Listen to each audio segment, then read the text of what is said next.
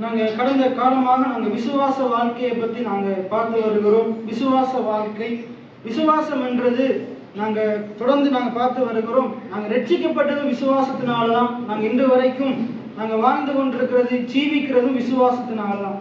ஆண்டுடைய வார்த்தை சொல்லுகிறது, விசுவாசத்தினால் நீதிமான் பிழைப்பான்.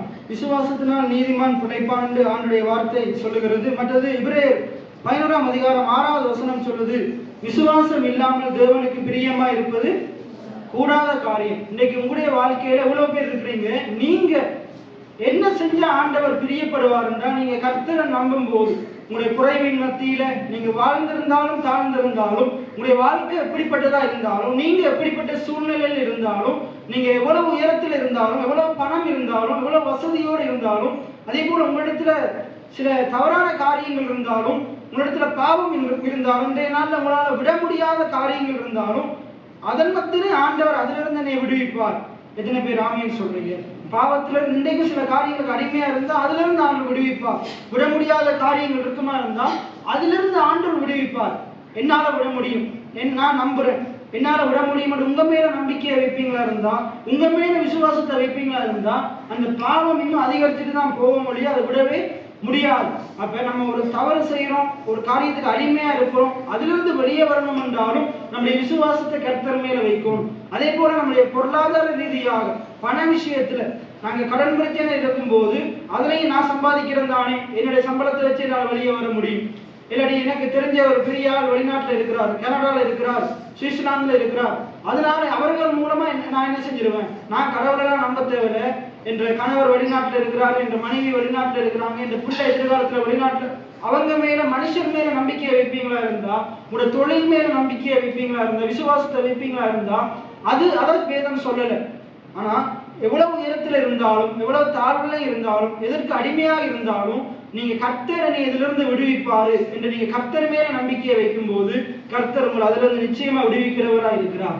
எத்தனை பேர் ஆமீன் சொல்றீங்க? விசுவாசத்தை குறித்து சொல்லும் போது எவனாகிலும் என்று சொல்லுது வேதம். எவனாகிலும், அதாவது அவன் பணக்காரனா இருந்தாலும் சரி, ஏழையா இருந்தாலும் சரி, பெரிய தொழில் இருக்கிறவனா இருந்தாலும் சரி, தொழிலே இல்லாதவனா இருந்தாலும் சரி, அதே போல அவன் பெரியவனா இருந்தாலும் சரி, சிறியவனா இருந்தாலும் சரி, ஆணா இருந்தாலும் சரி, பெண்ணா இருந்தாலும் சரி, 20 வருஷம் கிறிஸ்தவனா இருந்தாலும் சரி, இல்லாட்டி இன்னும் கிறிஸ்துவ இன்னும் முழுமையா அறிஞ்சு கொள்ளாதவனா இருந்தாலும் சரி, அவன் இயேசுவை விசுவாசிக்கும் போது கர்த்தர் அவனுக்கு பெரிய காரியங்களை செய்வார்.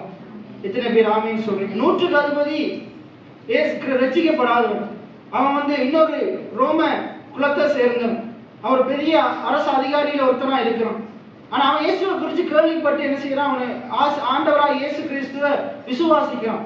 என்னுடைய வேலைக்காரனுடைய வியாதியை இவரால் சுஸ்தமாக்க முடியும் என்று விசுவாசிக்கிறான்.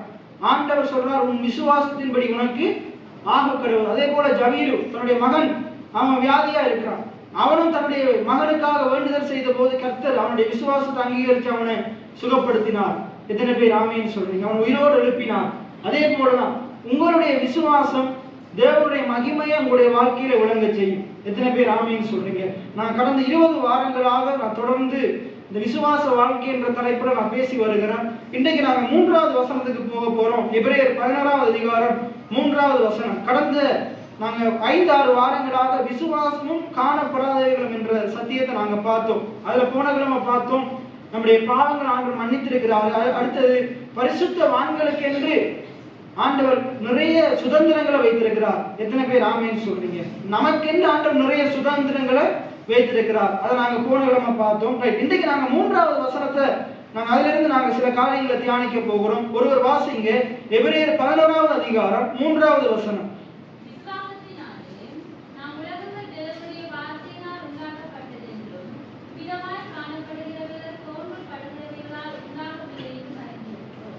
அந்த வசனம் சொல்லுது பாருங்க, விசுவாசத்தினாலே நாம் உலகங்கள் தேவனுடைய வார்த்தையினால் உண்டாக்கப்பட்டது என்றும். இன்னைக்கு நாங்க பார்க்க போகிறோம், தேவன் உலகத்தை உண்டாக்கும் போது அங்க தேவன் மட்டும்தான் இருக்கிறார். தேவன் உலகத்தை உண்டாக்குறதுக்கு முன்னுக்கு ஆதியில அங்க தேவன் மட்டும்தான் இருக்கிறார். தேவன் எப்படி இருக்கிறார்னா, தேவன் ஆவியா இருக்கிறார். தேவன் ஆவியா இருக்கிறார். ஆவியாகிய தேவன் இருக்கிறாரு. அங்கு காணப்படுற ரீதியில ஒன்றுமே இல்லை.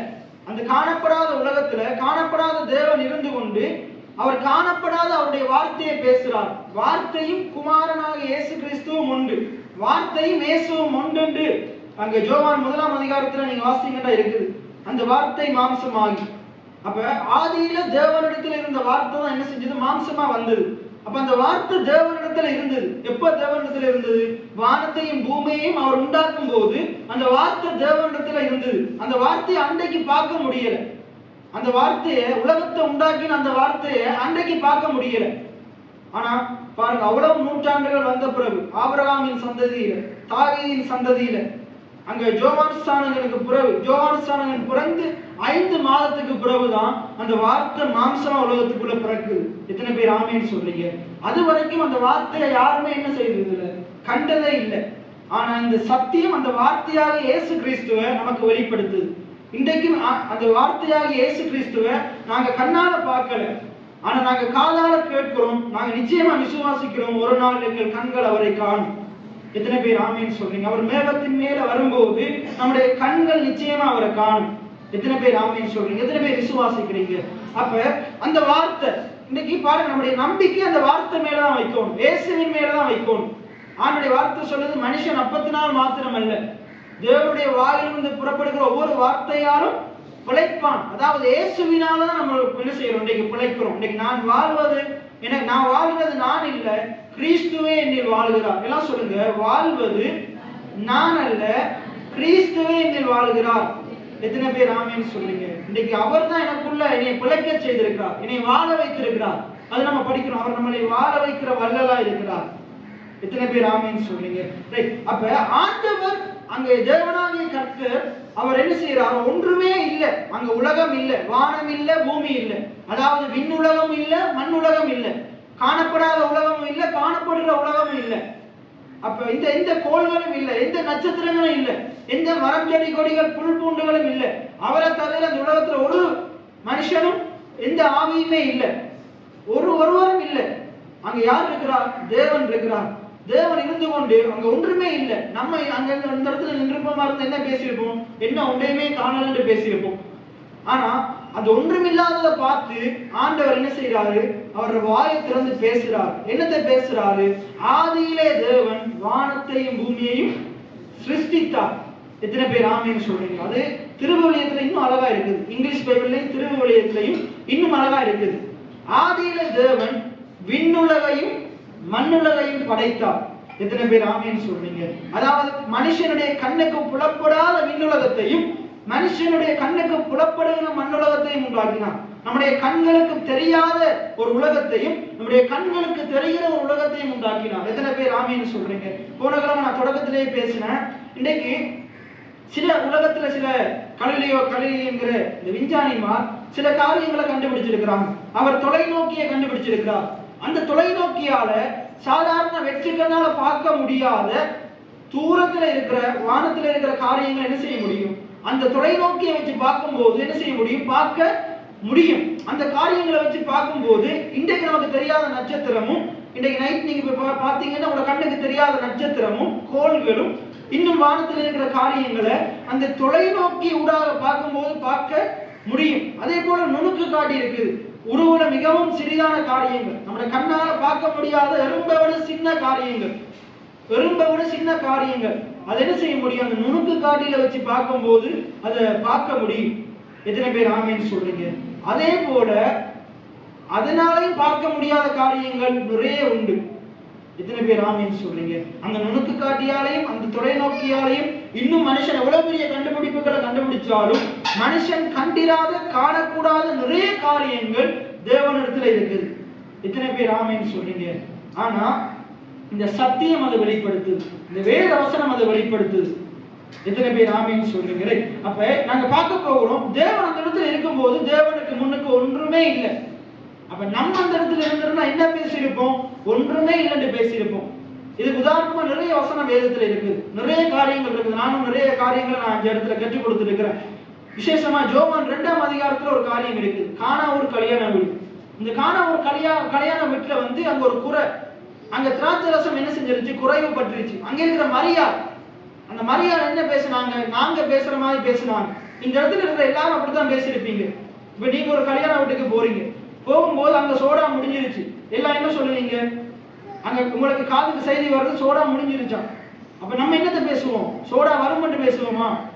சோடாவை கொண்டு வருவாங்க என்று பேசுவோமா? முதலாவது நம்மளோட வாயிலிருந்து என்ன வரும்? மற்றாக்கள் என்ன சொல்லுவோம்? சோடா முடிஞ்சிருச்சான். சோடா இது இந்த காது வாயிலிருந்து அந்த காதுக்கு போய், அந்த காதுல இருந்து அந்த வாய்க்கு போய், அந்த வாய் அதை பேசி அந்த முடிஞ்சிருச்சான்ற செய்தி என்ன செஞ்சிடும்? கொஞ்ச நேரத்துக்குள்ள எல்லா இடத்துலையும் பரவிடும். ஆனா சோடா வரும் என்ற வார்த்தையை பேசவே என்ன செய்ய மாட்டோம். அந்த அதுக்குரிய தீர்வை பேச மாட்டோம். என்ன செய்யணுமோ அதை பேச மாட்டோம். என்ன நடக்கணுமோ அதை பேச மாட்டோம். அங்க என்ன பிரச்சனை இருக்குதோ அதை தான் பேசுவோம். அப்ப நம்மளை கொண்டு போய் அங்க ஆதியில தேவனோட விட்டுருந்தா, தேவன் நம்மளை பார்த்து பேசுன்னு சொல்லியிருந்தா என்ன பேசியிருப்போம்? இருக்கிறத காரியத்தை தான் பேசியிருப்போம். ஒன்றையும் காணமே ஆண்டவரே தான் பேசியிருப்போம். ஒன்றையும் காணமே ஆண்டவரை தான் பேசியிருப்போம். ஆனா உள்ள ஆவியானவர் இருக்கிற நபர் காணப்படாதவைகளை பேசுவான். தேவன் அவனுக்காக ஆயத்தம் பண்ணி வைத்தவைகளை பேசுவான். தேவன் அவனுக்காக ஆயத்தம் பண்ணினவைகளை கேட்பான். தேவன் அவனுக்காக ஆயத்தம் பண்ணினவைகள் அவனுடைய இருதயத்துல இருக்கும். எத்தனை பேர் ஆமீன் சொல்றீங்க? உங்களுடைய இருதயத்துல என்ன இருக்கணும்டா, உங்களுக்கு முன்னுக்கு இருக்கிற மலை போன்ற பிரச்சனை இருக்கக்கூடாது. உங்களுக்கு முன்னுக்கு நிற்கிற கோலியாத் இருக்கக்கூடாது. உலகத்துல இருக்கிறவனை காட்டிலும் உங்களுக்குள்ள இருக்கிறவர் பெரியவர் என்ற அறிவு இருக்கும். எத்தனை பேர் ஆமீன் சொல்றீங்க? அது லூக்கா 15ஆம் அதிகாரத்துல 3 உவமை இருக்குது. காணாமல் போன மகன், காணாமல் போன நாணயம், காணாமல் போன ஆடு. அதுல காணாமல் போன நாணயம் பற்றின உவமையில பாருங்க, அதுல அந்த ஸ்திரீ என்ன செய்யறாள்? அந்த பெண் என்ன செய்யறாள்? அந்த நாணயத்தை அவள் வெளிச்சத்தை வச்சு தேடுறா. ஒரு வெளிச்சத்தை வச்சு தேடுறா. அந்த இடத்துல அந்த வெளிச்சம் பரிசுத்த ஆவியானவரை குறிக்குது. ஆவியானவர் துணை இல்லாம தேவன் நமக்காக வைத்திருக்கிறத அறிய, தேவனுடைய ஆழங்கள் அகலங்களை என்ன செய்ய முடியாது? அறிய முடியாது, நிதானிக்க முடியாது. ஆனா ஆவியானவர் இருப்பாரா இருந்தா, அவர் சத்தியத்தின்படி நமக்காக தேவன் வைத்திருக்கிறத இந்த வேத வசனத்தின் மூலமா நமக்கு வெளிச்சம் போட்டு காண்பிப்பா. எத்தனை பேர் ஆமீன் சொல்றீங்க? சரி, அப்ப இந்த இடத்துல நாங்க பார்க்கிறோம், தேவன் என்ன செய்தாராம்? எபிரேயர் 11:3 விசுவாசத்தினாலே நாம் உலகங்கள் தேவனுடைய வார்த்தையினால் உண்டாக்கப்பட்டது. இந்த உலகம் எதனால் உண்டாக்கப்பட்டது? வார்த்தையினால் உண்டாக்கப்பட்டது. விசுவாசத்தினாலும் உண்டாக்கப்பட்டது. வார்த்தையிலிருந்து விசுவாசம் இல்லாட்டி அது உண்டாக்கப்பட்டிருக்க முடியாது. விசுவாசம் உள்ள தேவன் தன்னுடைய வாயின் விசுவாச வார்த்தையினாலே இந்த உலகத்தை, காணப்படாத இந்த உலகத்தை உண்டாக்கினார். என்னோட சேர்ந்து சொல்லுங்க, விசுவாசம் உள்ள தேவன் தன்னுடைய விசுவாச வார்த்தைகளினாலே கண்ணுக்கு புலப்படாத இல்லாத உலகத்தை உண்டாக்கினார். நம்முடைய ஆண்டவர் எப்படிப்பட்டவரா? ரோமர் 4 சொல்லுது, இல்லாதவைகளை இருக்கிற விதமா அழைக்கிறவர். எத்தனை பேர் ஆமீன் சொல்றீங்க? இல்லாதவைகளை இருக்கிற விதமாய் அழைக்கிறவர். விசுவாசம் என்றது இந்த 1ஆம் வசனத்துல சொல்றது உறுதி. எல்லாம் சொல்லுங்க, உறுதி. விசுவாசம் என்றது என்னது? உறுதி. உங்களுக்கு விளக்கறதுக்காக நான் சொல்றேன். இப்ப உங்களுக்கு ஒரு காணி கிளிநொச்சிலையோ வவுனியாலையோ வேறு இடத்துலயோ இருக்குது. வேறு இடத்துல காணி மட்டும் இருக்குது, அங்க வீடு இல்ல, கிணறு இல்ல, ஒருவேளை அதுவும் இருக்கலாம். ஆனா அது உங்களுடையதுன்றதுக்கு என்ன உறுதி? அதுக்குரிய உறுதி உங்களோட வீட்டுல என்ன செய்யும்? ஒரு வீட்டு கபட்டு புழங்கியாச்சு இருக்கும். அந்த உறுதி உங்களுக்கு இருக்குமா இருந்தா, நீங்க யார் அங்க இருக்கிற பக்கத்து வீட்டுக்காரன் சொல்லுவான், இந்த வீடு உன்னுடையது இல்ல, இந்த இது குப்புசாமி உடையது இல்ல, இது கண்ணசாமி உடையது, நான் தான் அந்த கண்ணசாமின்னு அவன் சொல்லுவான். அப்ப நீங்க சொல்லுவீங்க, இல்ல எனக்கு உறுதியா தெரியும், என்னோட உறுதி இருக்குது. அந்த உறுதி இருக்கிறபடினால என்ன சொல்லுவீங்க? இல்ல இது குப்புசாமி ஆகிய என்னுடையதுதான். எத்தனை பேர் இது என்னுடையன்னு சொன்னாலும் உங்களுக்கு தெரியும் அது என்னுடையதுதான். நீங்க எப்படி இருப்பீங்க? தைரியமா இருப்பீங்க. அவன் சொல்லுவான், நான் கோர்ஸுக்கு போக போறேன், நான் அங்க போக போறேன், இங்க போக போறேன், பொலிசுக்கு போக போறேன், நீ எங்க வேணா போய்க்கோ, எங்க போனாலும் அது என்னுடையதுதான் எனக்கு நிச்சயம் இருக்கு. என்னோட உறுதி என்கிட்ட இருக்குது. அந்த உறுதி தான் விசுவாசம். எத்தனை பேர் ஆமீன் சொல்றீங்க? அந்த உறுதி உங்கள்கிட்ட இருக்குமா இருந்தா, எத்தனை பேர் வழக்கு போறேன்னு சொன்னாலும் நீங்க கவலைப்பட மாட்டீங்க, பயப்பட மாட்டீங்க. உங்களுக்கு என்ன இருக்கும்? அது என்னுடைய சுதந்திரம் என்ற நிச்சயம் இருக்கும். எத்தனை பேர் ஆமீன் சொல்றீங்க? அதே போல வேத வசனம் என்ன சொல்லுதுன்னா, பிரியமானவனே, உன் ஆத்மா வாழ்கிறது போல நீ எல்லாவற்றிலும் வாழ்ந்து. ஆண்டவரை விசுவாசிக்கிற பிள்ளைகள் ஒரு காரியத்திலையும் குறைவுபடக்கூடாது. ஒரு காரியத்திலையும் குறைவுபடக்கூடாது. ஆண்டவரை விசுவாசிக்கிற பிள்ளைகள் எல்லாவற்றிலும் வாழ்ந்திருக்கணும், சுகமா இருக்கணும். எத்தனை பேர் ஆமீன் சொல்றீங்க? அப்ப உங்களுடைய வாழ்க்கையில எந்த விதத்திலேயாச்சும் குறைவு இருக்குமா இருந்தா, பொருளாதாரத்திலேயோ, தொழிலையோ, படிப்புலையோ, என்ன இப்படி ஏதோ ஒரு வகையில சரீர ஆரோக்கியத்திலேயோ எதுலையோ குறைவு இருக்குமா இருந்தா, நீங்க அதை என்ன செய்யக்கூடாது? ஏற்றுக்கொள்ள கூடாது. யாராச்சும் இதுதான் ஆண்டுடைய சித்தம், நீ இந்த பூமியில இப்படித்தான் வாழணும் அப்படின்னு சொன்னா அதை நீங்க அதுக்கு ஆமேன் போடக்கூடாது, அதுக்கு அல்லேலூயா போடக்கூடாது. அதை ஏற்றுக்கொள்ள கூடாது. இல்ல, நான் நல்லா இருக்கிறது தான் தேவனுடைய சித்தம். எத்தனை பேர் ஆமீன் சொல்றீங்க? அப்ப அதை எதிர்த்து நிற்கும். பிசாசானவனை எதிர்த்து நிற்கும். பிசாசானவன் மூலமா உங்களுக்கு வந்த காரியங்களை எதிர்த்து நிற்கும். அப்பொழுது பிசாசானவன் ஓடி போவான். அவனுடைய வாழ்க்கையில கொடுத்த காரியங்களும் உங்களை விட்டு ஓடி போகும். தரித்திரம் இல்லாம போகும், வியாதி இல்லாம போகும், பஞ்சம் இல்லாம போகும். எத்தனை பேர் விசுவாசிக்கிறீங்க? அப்ப இன்றைக்கு நம்ம பார்க்க போகிறோம், தேவன் அவர் விரும்பின உலகத்தை அவர் அவருடைய வார்த்தையினால உண்டாக்கினார். அவர் அதை உண்டாக்கும் போது அதை பார்க்க முடியல, ஆனா உண்டாக்கினார். நான் உங்களுக்கு சொல்றேன், நீங்க விரும்புகிற உலகத்தை நீங்க அதே விசுவாச வார்த்தையை வாயில வச்சு உண்டாக்க முடியும். எத்தனை பேர் ஆமீன் சொல்றீங்க? நீங்க விரும்புகிற உலகத்தை, உங்களோட உலகம் எப்படி இருக்கணும்னு உங்களுக்கு விருப்பமோ அதை நீங்க தான் உருவாக்கணும். நம்ம அடிக்கடி பார்க்கிற வசனம் ஜோசுவா 1:8, இந்த நியாயப்பிரமாண புஸ்தகம் உன் வாயை விட்டு பிரியாது இருப்பதாக. அதுக்கு மேல என்ன சொல்றாரு? நீ பயப்படாத, நான் உனக்கு துணை நிற்கிறேன், ஒருவன் உனக்கு முன்பாக எதிர்த்து நிற்பதில்லை, நான் மோசையோடு கூட இருந்தது போல உன்னோடும் கூட இருப்பேன், நான் அந்த தேசத்தை உனக்கு கொடுத்தேன். இப்ப யோசுவாக்குரிய போராட்டம் என்னது? அவன் அந்த தேசத்தை சுதந்திரிக்கணும். அவன் சுதந்திரிக்கிறது மட்டுமில்ல, இந்த 6 லட்சம் புருஷரையும் இந்த 20-30 லட்சம் ஜனங்களையும் அதை கூட்டிட்டு போகணும். அப்ப இவனுக்குள்ள என்ன இருக்கணும்? விசுவாசம் இருக்கணும். அப்ப விசுவாசம் இருக்கிறதுக்கு ஆண்டவர் என்ன சொல்றாரு? நான் உன்னோடு கூட இருக்கேன்னு சொல்றாரு. இன்னைக்கு உங்களுக்கு ஏன் விசுவாசம் வரணும், ஏன் நீங்க விசுவாசத்தோடு இருக்கணும் என்றா, உலகத்தின் முடிவு பரியந்தம் சகல நாட்களிலும் இந்த உலகத்தை படைத்த ஆண்டவர் உங்களோடு கூட இருக்கிறார். எத்தனை பேர் ஆமீன் சொல்றீங்க? அங்க 6ஆம் வசனம் அதான் சொல்லுது, விசுவாசம் இல்லாமல் தேவனுக்கு பிரியமா இருப்பது கூடாத காரியம். ஏன்னா தேவனை தேடுகிற இந்த இடத்துல இருக்கிற நீங்க ஒவ்வொருவரும் என்னத்தை விசுவாசிக்கணும்? இந்த இடத்துல இருக்கிற ஒவ்வொருவரும் எத்தனை பேர் விசுவாசிக்கிறீங்க? என் தேவன் அவர் ஜீவனோடு கூட இருக்கிறார், அவர் ஜீவாதிபதியா இருக்கிறார். அப்ப அப்படிப்பட்ட ஆண்டவர் என்னோடு கூட இருக்கிறார். அவர் எனக்கு பலன் அளிப்பார், அவர் எனக்கு நன்மையான காரியங்களை தருவார், அவர் எனக்கு தேவையான சுகத்தை தருவார், எனக்கு தேவையான வாழ்க்கையை தருவார். அவர் என்னுடைய உலகத்தை நான் என் வாயின் வார்த்தையினால் உண்டாக்க பலனை தருவார். பாருங்க, அந்த 100க்கு அதிபதி தன்னுடைய வேலைக்காரனுக்கு தேவையான சுகத்தை எப்படி பெற்றுக்கொண்டான்? அந்த விசுவாச வார்த்தைகளை பேசி பெற்றுக்கொண்டான். அவன் ஆண்டவரை விசுவாசிச்சான். ஆண்டவரே, நீர் ஒரு வார்த்தை சொன்னால் என் வேலைக்காரன் சுஸ்தமாவான். இன்றைக்கு நீங்க கேட்கிற இந்த சத்தியத்துல ஒரு வசனம் இருந்தா போதும், ஒரு வசனம் அவருடைய நிலத்துல நல்ல நிலத்துல விதைக்கப்பட்டா போதும், அந்த வார்த்தை உங்களோட வாழ்க்கையில பெரிய தாக்கத்தை கொண்டு வரும். கடுகளவு விசுவாசம் உங்களுக்குள்ள இருந்தா உங்களோட வாழ்க்கையில இருக்கிற பிரச்சனையை தூக்கி கொண்டு போய் கடல்ல ஆழத்துல நட முடியுமா அப்படின்னு வேதம் சொல்லுது. எத்தனை பேர் விசுவாசிக்கிறீங்க? கடல்ல ஆழத்துல தூக்கி போட முடியும். அதை தேடியும் கண்டுபிடிக்காத அளவுக்கு உங்களோட பிரச்சனை எல்லாம் அங்க போயிடும். எத்தனை பேர் விசுவாசிக்கிறீங்க? நீங்க விசுவாசித்தா ஆண்டுடைய மகிமையை பார்ப்பீங்க. அப்ப உங்க வாழ்க்கையில எவ்வளவு பெரிய பிரச்சனை இருக்கலாம், அது ஆண்டவரால என்ன செய்ய முடியும்? சுகப்படுத்த, சரிப்படுத்த முடியும் என்று வேதம் சொல்லுது. விசுவாசத்தினால ஆண்டவர் உலகத்தை உண்டாக்கினார். எப்படி உண்டாக்கினாரு? விசுவாசத்தை உள்ளே வச்சுக்கொண்டு இல்ல. விசுவாசம் எங்க இருந்து ஆரம்பமாகுது? இந்த ஆவியில ஆரம்பமாகுது, நம்மளோட ஆவியில தொடங்குது. நீங்க கலாத்தியர் 5ஆம் அதிகாரம் 22ஆம் வசனத்தை வாசிங்க. கலாத்தியர் 5:22 அதுல இருக்குது பாருங்க, ஆவியின் கனிகளை பத்தி இருக்குது. கலாத்தியர் 5 வாசிங்க. ஆவியின் கனி அதுல இருக்கு, வாசிங்க. ஆவியின் கனியோ அன்பு, சந்தோஷம், சமாதானம், நீடிய பொறுமை, தயவு, நற்குணம், விசுவாசம். அப்ப ஆவியின் 9 கனிகள்ல ஒரு கனி தான் என்னது? என்னது? விசுவாசம். ரைட். இப்ப மரத்துல கனி எப்படி வருது? மரத்துல ஒரு கனி வருது தானே, அது வர்றதுக்கு எப்படி வருது? விதையை போட்டோன்னே கனி வந்துருதா? அது வர்றதுக்கு எப்படி இருக்கு? ஒரு ப்ராசஸ் இருக்குது, ஒரு செயல்முறை இருக்குது. அதே போல நமக்கு விசுவாசம் வர்றதுக்கு ஒரு செயல்முறை இருக்குது. அந்த தண்டு என்ன செய்யணும்? அந்த செடி என்ன செய்யணும்? அந்த இதோடு நிலைத்திருக்கும், வேரோடு நிலைத்திருக்கும். அதே போல நாங்க வசனத்தோடு நிலைத்திருக்கோம். எத்தனை பேர் ஆமேன்னு சொல்றீங்க? யோவான் 15 இருக்குது, நாங்க வசனத்தோடு நிலைத்திருக்கோம், கொடி செடியோடு நிலைத்திருக்கோம். அது நிலைத்திருந்தா கனி கொடுக்கும். எத்தனை பேர் ஆமேன்னு சொல்றீங்க? நீங்க கேட்கிற வசனத்தை கேட்கிற பிள்ளைகளா இருக்கும். வசனத்தை கேட்காதவருடைய வாழ்க்கையில அது பலனை கொண்டு வராது. நிறைய பேர் சத்தியத்தை கேட்கும் போது விசுவாசத்தோடு கேட்கிறது கிடையாது.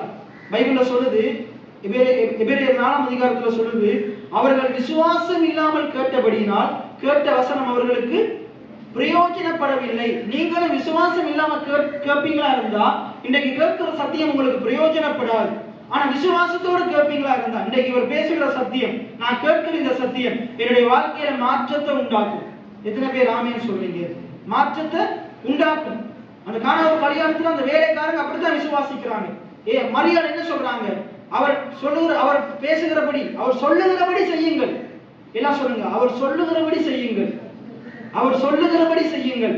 மரியாள் சொல்றாங்க, அவர் என்ன சொல்றாரு அதன்படி செய்யுங்கள். அவர் என்ன சொன்னாரு? அந்த கச்சாடியை நிரப்புங்க, கச்சாடியில தண்ணீரை நிரப்புங்க. என்ன சொன்னாரு? கச்சாடியில தண்ணீரை நிரப்புங்க. ரெண்டாவது என்ன சொன்னாரு? மொண்டு கொடுங்கள். கச்சாடியெல்லாம் சொல்லுங்க, கச்சாடியில் தண்ணீரை நிரப்புங்கள், மொண்டு கொடுங்கள். தண்ணீரை மொண்டு கொடுங்கள் சொல்லல, அவர் விசுவாசிச்சார்.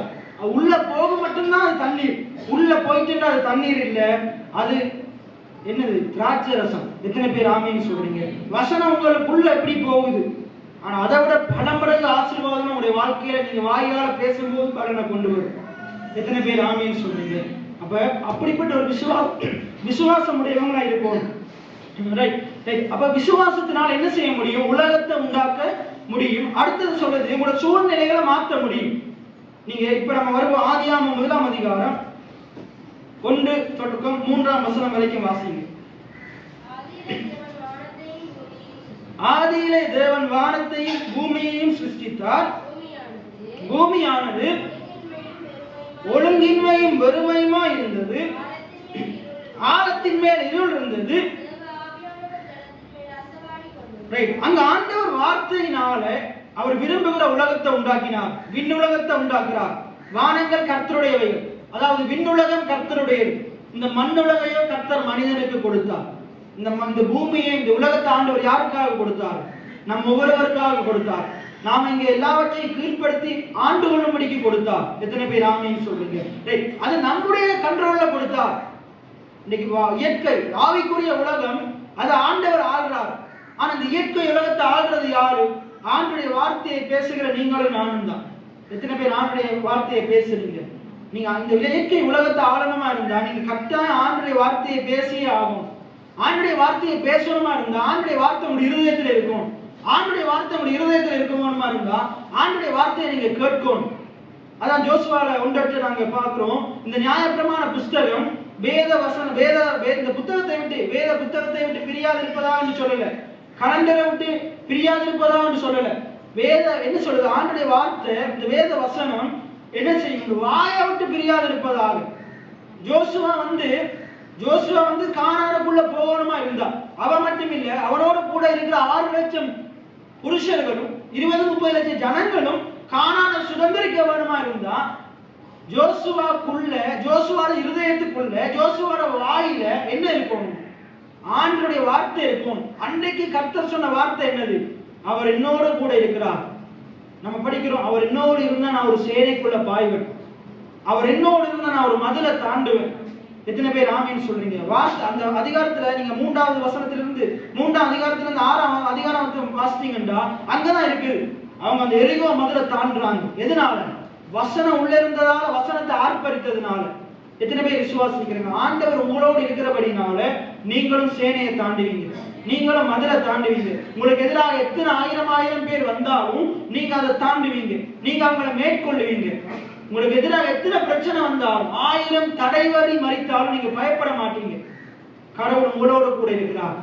இந்த காலம்பரம் எத்தனை பேர் மேல ஸ்பீக்கர்ல போன காரியத்தை கேட்டீங்க? அது 365-66 தடவை பயப்படாது என்ற வார்த்தை இருக்கலாம்.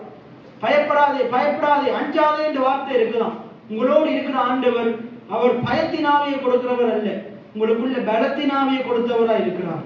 எத்தனை பேர் ஆமீன் சொல்றீங்க? அப்ப என்ன சொல்றது? இந்த நியாயப்பிரமாண புஸ்தகம் வாயை விட்டு பிரியாது இருப்பதாக. எல்லாம் சொல்லுங்க, வாயை விட்டு பிரியாது இருப்பதாக.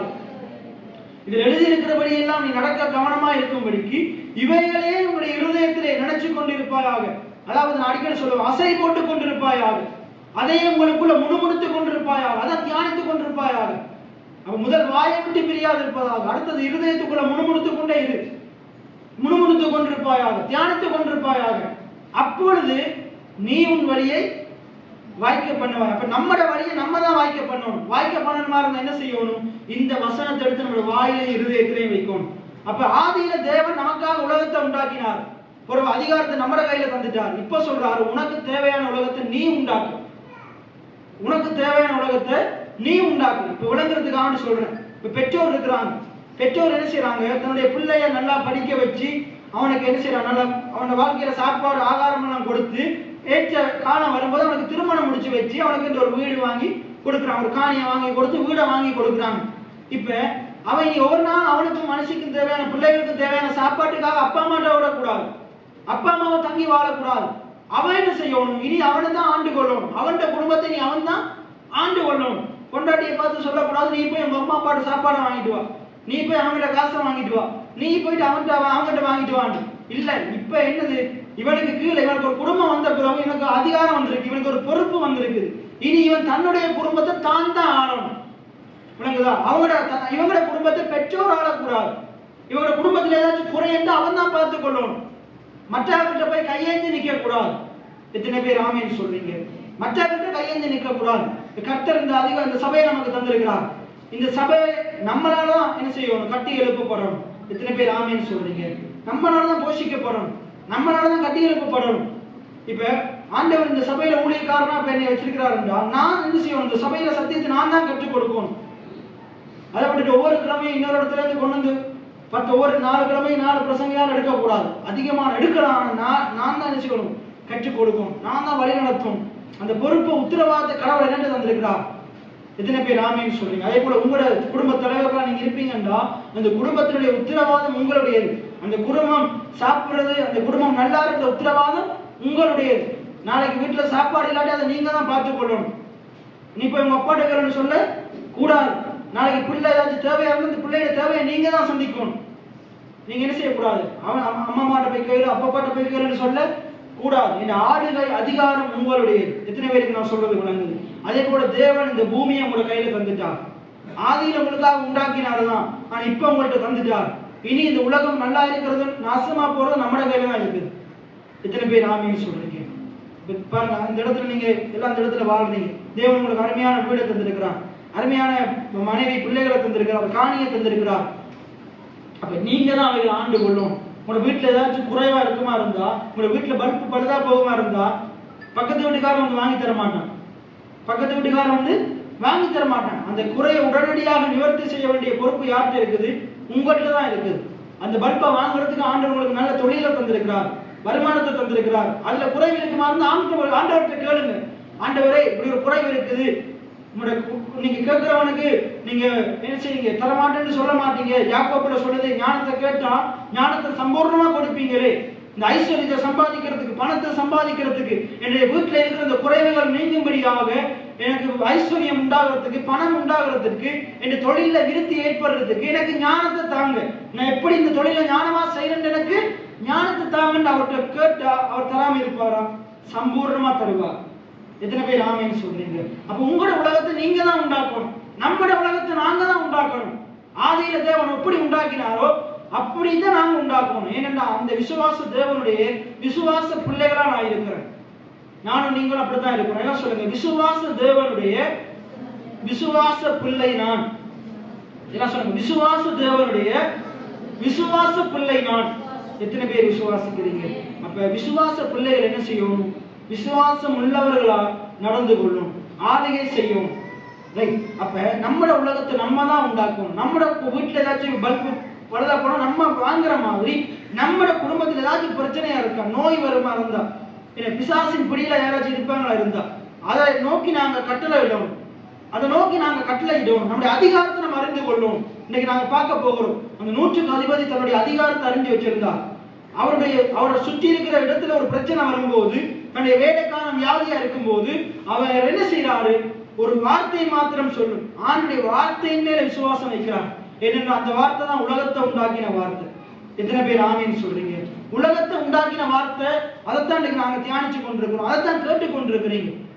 பைபிள்ல சொல்லுது, கேட்கிறதுக்கு காதுள்ளவன் கேட்க கடவன். எந்த அளவினால் அளக்கிறோமோ அந்த அளவினால் உங்களுக்கு அளக்கப்படும். அது எதை குறித்து சொல்லுது?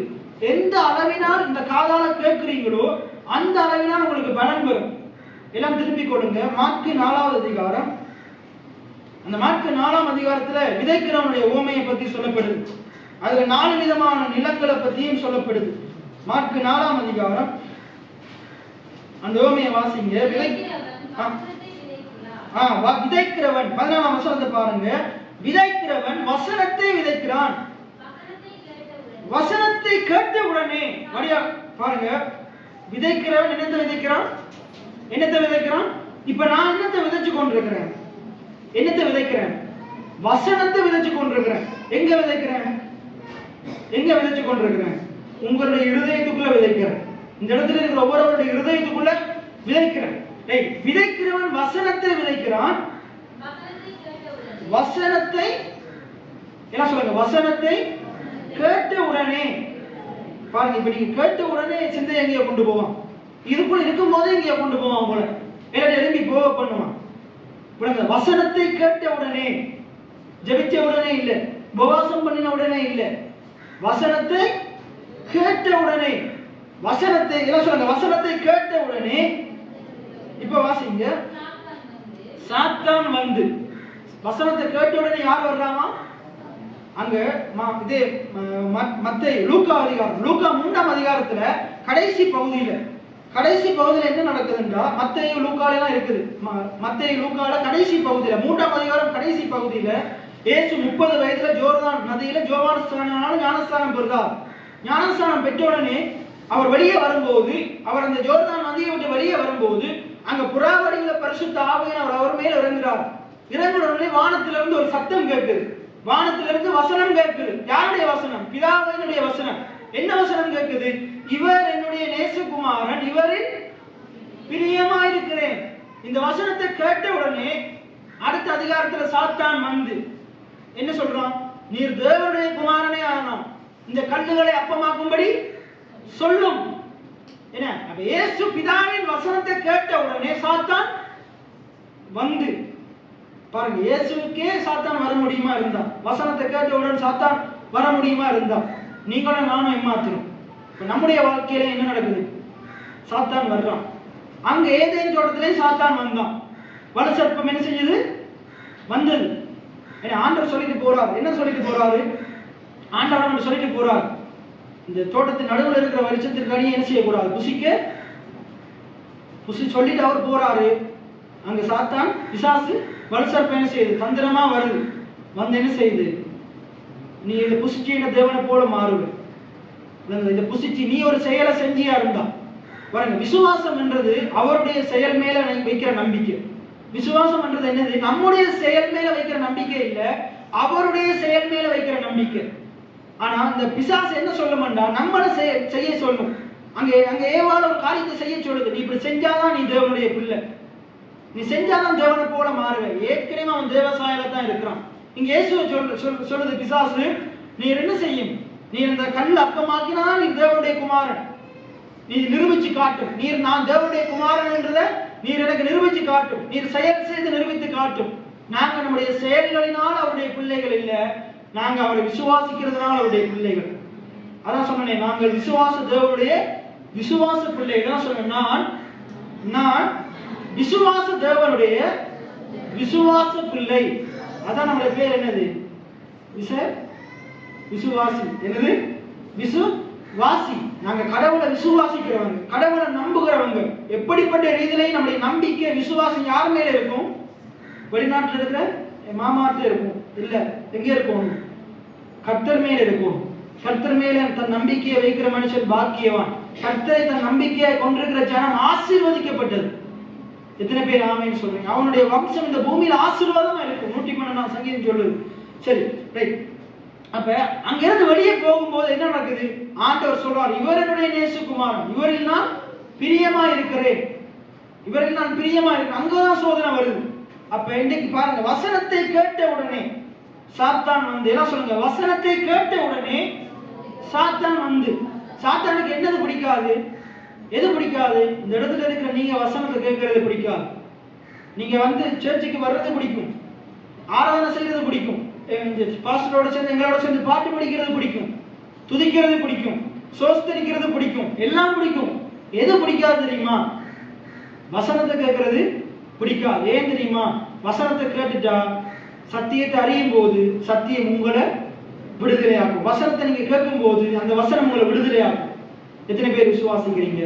அதனாலதான் 100% ஆண்டவரிடத்துல எது எதிர்பார்த்தான்? எங்கிட்ட வீட்டுக்கு வாங்க, தண்ணி தெளிங்க, எண்ணெய் ஆசிரியர் எண்ணெய் ஒரு போத்தில் எண்ணெயை, ஒரு குப்பி எண்ணெய் ஆசிரியச்சு தாங்க. இல்லை எங்க வீட்டு வலது கால் எடுத்து வைங்க, எங்க தலையில கை வைங்க, அதை எதிர்பார்க்கல. ஆண்டுடைய வார்த்தை சொல்லுது, ஒரு போதகர் இடத்துல விசுவாசிகள் என்னத்தை எதிர்பார்ப்பாங்கன்னா வசனத்தை எதிர்பார்ப்பாங்க, சத்திய வார்த்தைகளை எதிர்பார்ப்பாங்க. சமாதானத்தை கூறி நல்ல காரியங்களை பிரசங்கிக்கிறவனுடைய பாதங்கள் என்ன செய்யலாம், மலையின் மேல நடந்து வருதான். அது எவ்வளவு அழகானவைகள்! யாருடைய எப்படிப்பட்ட ஊழியக்காரனுடைய பாதங்கள் அருமையானவைகள்! சத்தியத்தை போதிக்கிற ஊழியக்காரன், வசனத்தை ஜனங்களுக்கு சொல்லிக் கொடுக்கிறது, அதான் பாக்கியம். வசனத்தை கேட்கும், வசனம் தான் முக்கியம். சத்தியத்தை அறிவீர்கள், சத்தியம் உங்களை விடுதலையாக்கும். இன்னைக்கு பிசாசின் அடிமைத்தனத்திலிருந்து விடுதலை ஆகணும் என்றா, நீங்க விட முடியாத பாவங்களிலிருந்து விடுதலை ஆகணுமா இருந்தா, உங்களோட வாழ்க்கையில் இருக்கிற தனித்திறன் குறைவுகள் இதுல இருந்து நான் விடுதலை ஆகணுமா இருந்தா, நீங்க நாட வேண்டிய ஒரே காரியம் சத்தியம். வசனத்தை எப்ப நீங்க கேட்க ஆரம்பிக்கிறீங்களோ, வசனத்தை கேட்கணும். வசனத்தை கேட்கும் போது அந்த வசனம் தான் உங்களை விடுதலை ஆகும். பைபிள்ல சொல்லுது, என்னோட சொல்லுங்க, சத்தியத்தை அறியும் போது சத்தியம் என்னை விடுதலை ஆக்கும். ஆண்டவருடைய வசனமே சத்தியம், வேத வசனமே சத்தியம். எத்தனை பேர் ஆமீன் சொல்றீங்க? அப்ப உங்களுக்கு எது விடுதலை ஆக்கும்? உங்களோட பணம் இல்ல, உங்களோட தொழில் இல்ல, உங்களோட பிள்ளை இல்ல, வெளிநாட்டில் இருக்கிற சொந்தக்காரன் இல்ல, உங்களுடைய பாஸ்டர் இல்ல, தீர்க்கதரிசி இல்ல. உங்களை விடுதலை ஆக்குறது சேனைகளின் கர்த்தர். அவர் மேல நம்பிக்கையை வைங்க, வசனத்துக்கு முக்கியத்துவம் கொடுங்க. அதனால கவனமா கேளுங்க. கீழே வாசிங்க தொடர்ந்து. வசனத்தை கேட்ட உடனே சாத்தான் வந்து அவர்களின் இருதயத்தில் விதைக்கப்பட்ட வசனத்தை எடுத்து போடுகிறான். வேற வழி இல்லாம சரி, இந்த பினகாஸ் முடிக்கு வரைக்கும் இருந்து கேட்டேதான் ஆகணும்னு சில பேர் இருந்து கேட்குறீங்க. என்ன அவங்க இருந்து கேட்கறதால என்ன செய்யப்படுது? அப்படி கொஞ்சம் கடினப்படுத்தி கொண்டு இருக்கிறதால விதைக்கப்படுது. விதைக்க உங்களுக்கு உள்ள வாங்குறதுக்கு மனதில்லை தான் சில பேருக்கு, ஆனாலும் வேற வழி இல்லை. என்ன இல்லாட்டி பாஸ்டர் பார்த்துட்டு ஏதாச்சும் நினைச்சிருவாரு, பக்கத்துல இருக்காங்க ஏதாச்சும் நினைச்சிருவாங்க. என்ன இவனுக்கு இதை காட்டின என்ன முக்கியமான வேலை பின்னால இருக்கிறவங்க பேசுவாங்க, அதனால சில பேர் இருக்கலாம். ஆனா உள்ள போகுது, கொஞ்சம் சரி உள்ள போகுது. அப்படி இருக்கிறவங்களுக்கு 100% உள்ள போவாது. எப்படி போகும்? 30% தான் போகும். கீழே சொல்றாரு, அதுதான் பார்க்க போறோம். விளங்குதா? அப்ப உள்ள போகுது. அப்ப உள்ள போற அந்த கொஞ்சத்தையும் பிசாசு என்ன செய்யறான்? உள்ள போற கொஞ்சத்தையும் பிசாசு என்ன செய்யறானா? எடுத்து போடுகிறான். வாசிங்க வசனத்தை. அவங்க எப்படிப்பட்டவங்க? வலியருகானவர்கள். எப்படிப்பட்டவங்க? வலியருகானவர்கள். ஏனென்றா அவங்களோட நிலம் எப்படிப்பட்டதா இருக்குதுன்றா, இப்ப பாருங்க, நீங்க நடக்கிற இந்த நடைபாதையில ஒரு விதையை விதைச்சா, இப்ப நீங்க போகும்போது என்ன நடக்கும்? செருப்பால் அதை மெஞ்சிட்டு போகும்போது அது செருப்போடே வந்துடும். இல்லாட்டி அதுல விதைச்சா என்ன நடக்கும்? இன்னொரு காக்கா வந்து அதை கொத்திட்டு போயிடும். அதே போல அப்படிப்பட்ட ஆட்கள் இதுல இருப்பீங்களா இருந்தா, இப்ப நான் வசனத்தை விதைக்கிறேன், ஆனா பக்கத்துல இருக்கிறாங்க உங்களுக்கு ஒரு கதை சொல்லும் போது அந்த வசனம் என்ன செஞ்சிடும்? டக்குன்னு இல்லாம போயிடும். அப்ப நான் இப்ப டக்குன்னு அந்த ஆளை பார்த்து இப்ப காய்ச்சிங்களே என்ன சொன்னீங்க, என்ன நான் சொன்னேன்னு கேட்டா என்ன செய்வாங்க? அவங்களுக்கு தெரியாது. டக்குன்னு கவனம் எங்கேயோ போனதுனால அந்த காக்கா வந்து பறவை வந்து கொத்திட்டு போற மாதிரி வசனம் என்ன செஞ்சிருச்சு? வழியருக விதைக்கப்பட்ட மாதிரி விதைக்கப்பட்டதுனால, வேறு உள்ள போகாததால, வேறு கொள்ளாததால, அது இருதயத்துக்குள்ள அவன் மூளையில நின்றதுனால அது டக்குன்னு என்ன செஞ்சிருச்சு? போயிருச்சு. ரைட், இவங்க தான் வழியருகானவர்கள். தொடர்ந்து வாசிங்க. அப்படியே வசனத்தை கேட்ட உடனே இப்ப பாருங்க, சில பேர் கேட்கறீங்க, ஆர்வமா கேட்கறீங்க, ஆனா உள்ள போகல. அது எங்க போகல? உள்ள போகல. உள்ள போறதுக்கு முன்னுக்கு வேற சிந்தனை வந்து அங்கேயோ கொண்டு போயிருச்சு, வேற எங்கேயோ கொண்டு போயிருச்சு. சந்தோஷமா இருக்கு, கேட்க நல்லா இருக்கு, ஆனா உள்ள போகாதால உங்களுக்கு அது பலன் அளிக்காது. தொடர்ந்து வாசிங்க.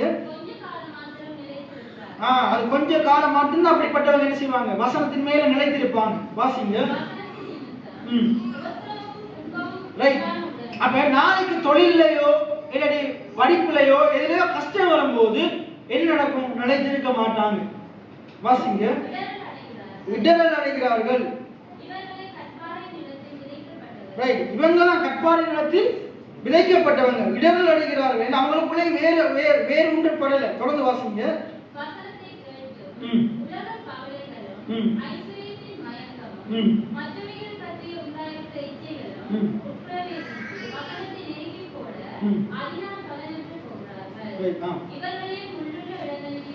இன்னும் சிலர் கேட்கிறாங்க, அவங்களுக்கு என்ன வருதான்? கேட்கும் போது என்னதான் கேட்டாலும் அவங்களுடைய வாழ்க்கையில தங்களுடைய குடும்பத்தை குறிச்சு கவலை, என்ன தொழிலை குறிச்சு கவலை, படிப்பை குறிச்சு கவலை. இந்த இடத்துல அப்படிப்பட்டவங்க நிறைய பேர் இருக்கலாம்.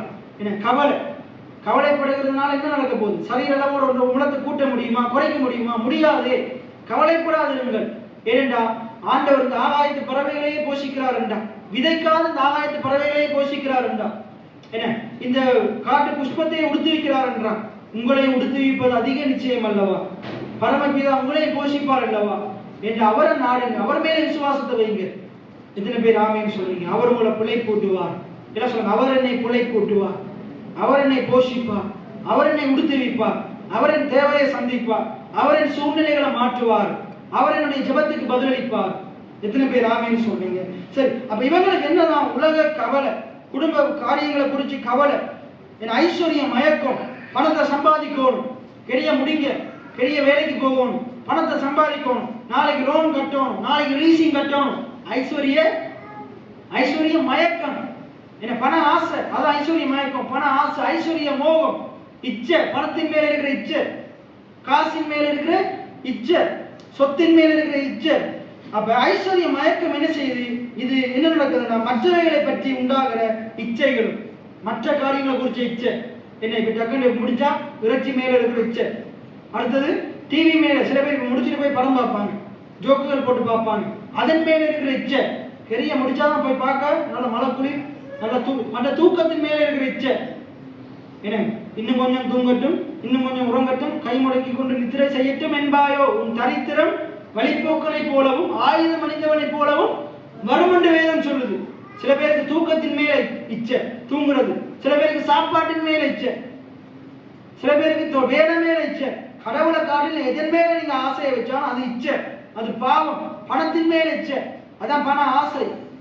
கடவுளுக்கு மேல கொண்டு போய் பணத்தை வச்சா அது இச்சை, கடவுளுக்கு மேல கொண்டு போய் தொழிலை வச்சா அது இச்சை, கடவுளுக்கு மேல கொண்டு போய் படிப்பை வச்சா அது இச்சை, கடவுளுக்கு மேல கொண்டு போய் எதை வச்சாலும் அது என்னது?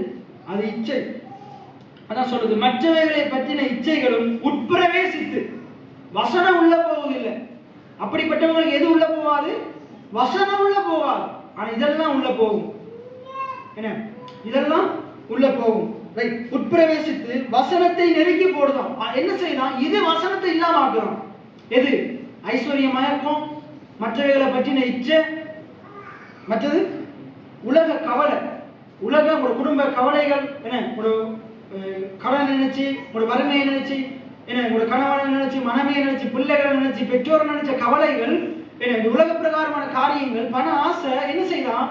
வசனத்தை உங்கள்ட்ட இருந்து நெருக்கி போடுதான். வசனத்தை விட அது உங்களுக்குள்ள நிறைய இருக்குது.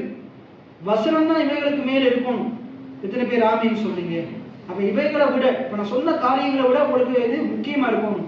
தேவனும் அவருடைய திவ்ய வார்த்தைகள் தான் முக்கியமா இருக்கும். ஆனா இவைகள் தான் நமக்கு முக்கியமா இருக்கு. அனைவருக்கு இவைகள் தான் முக்கியமா இருக்கு. இவைகள் முக்கியமா இருந்தா அது அந்த விதைக்கு மட்டும் பலன் இல்லை. உங்களுக்கு எந்த பலனும் இருக்காது. இன்னும் 20 வருஷம் ஆனாலும், அடிக்கடி சொல்றது, இன்னும் 20 வருஷம் ஆனாலும் இருக்கிற நிலைமையில தான் இருக்கும்.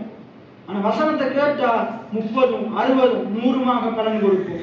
எத்தனை பேர் ஆமீன்னு சொல்றீங்க? இப்ப நான் சொன்னதுதான் முள்ளுள்ள இடங்கள்ல விதைக்கப்பட்டவங்க. அப்படிப்பட்ட ஆட்கள் நிறைய பேர் இருக்கிறாங்க. சரி, இன்னும் வாசிங்க, தொடர்ந்து வாசிங்க. ரைட், இதுல போடுது பாருங்க. வசனத்தை என்ன சொல்லுங்க? எல்லாம் சத்தமா சொல்லணும். வசனத்தை கேட்டு. வசனம் பிரசங்கிக்கப்படும் போது தூங்கி என்று சொல்லல. வசனம் பிரசங்கிக்கும் எழுப்பி போய் என்று சொல்லல. வசனம் பிரசங்கிக்கப்படும் போது உங்க உலக கவலையை பத்தி யோசிச்சு, என்ன கறி வாங்கலாம், சந்தையில் இருக்குமா இருக்காதா, எப்ப முடியும், என்ன நாளைக்கு லீசிங் கட்டணும், அது கட்டணும், இது கட்டணும், அதை சிந்திச்சு உலக கவலை இல்லை. வசனத்தை கேட்டு. வசனத்தை கேட்குறீங்களா? என்னத்தையும் யோசிச்சு கொண்டிருக்கிறீங்களா? இப்ப நீங்க வசனத்தை கேட்குறீங்களா? என்னத்தையும் சிந்திச்சு கொண்டிருக்கிறீங்களா? கவலைப்பட்டு கொண்டிருக்கிறீங்களா? தூங்கி கொண்டிருக்கிறீங்களா? எத்தனை பேர் இந்த இடத்துல இருக்கிறீங்க? எத்தனை பேர் இருக்கிறீங்க? வசனத்தை கேட்டு கொண்டிருக்கிறீங்க. அப்ப வசனத்தை கேட்டு, எல்லாம் சொல்லுங்க, வசனத்தை கேட்டு. வசனத்தை கேட்டு வாசிங்க. ஏற்றுக்கொண்டு. அடுத்து என்னது? நிறைய பேர் ஏற்றுக்கொள்றதே கிடையாது.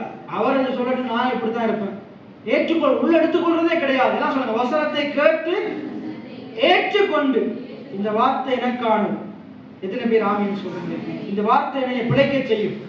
நான் இந்த வசனத்தினால பிழைப்பேன். இன்னைக்கு நான் பிழைக்கிறதுக்கான வசனத்தை கேட்கறதுக்கு வந்திருக்கிறேன். எத்தனை பேர் ஆமீன்னு சொல்றீங்க? அப்ப வசனத்தை கேட்டு ஏற்றுக்கொண்டு 1 30, 1 60, ஒன்று 100மாக பலன் கொடுக்கிறார்கள். என்ன கொடுக்கிறார்கள்? பலன் கொடுக்கிறார்கள். எப்படி பலன் கொடுக்கிறார்கள்?